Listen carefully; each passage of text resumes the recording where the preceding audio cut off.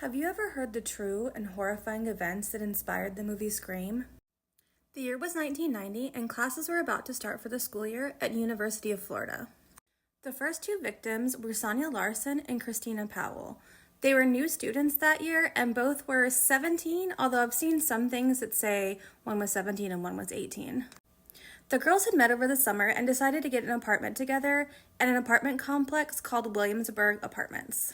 So for whatever reason, the phone had not been installed yet, and Sonia's parents couldn't get in touch with her, and it'd been several days and their daughter hadn't called them.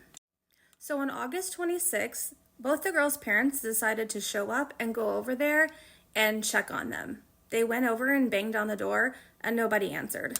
So they found a maintenance worker, and he contacted the apartment managers, and they were able to go over and knock down the door.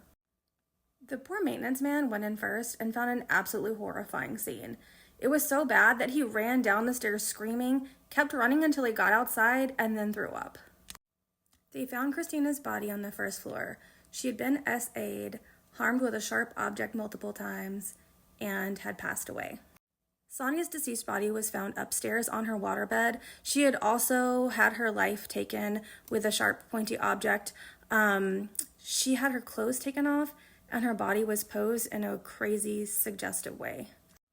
Krista Hoyt was the next victim. She also went to the University of Florida, but was an aspiring police officer and worked part-time at the local sheriff's office. She failed to show up to work on August 26th, and her coworkers got a little suspicious. They dispatched a couple of officers to her home, and what they found was even worse than the first set of crimes, if that's imaginable. Her head had been removed from her body. Her lower body was posed suggestively on the bed, and her head was positioned in such a way that it was looking at the lower half of her body. The last two victims were Tracy and Manny. I'm going to put their last names on the screen so I don't mispronounce them. Tracy had heard about these other deaths, but thought that she would be safe because she had a male roommate, and unfortunately that wasn't the case. The authorities think that Manny was attacked first, and then Tracy. She was also SA'd, and her body was again posed suggestively.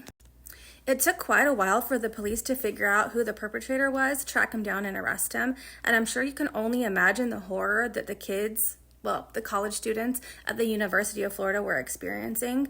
Unfortunately, I can't finish this all in one video, so you're gonna have to go check out part 2.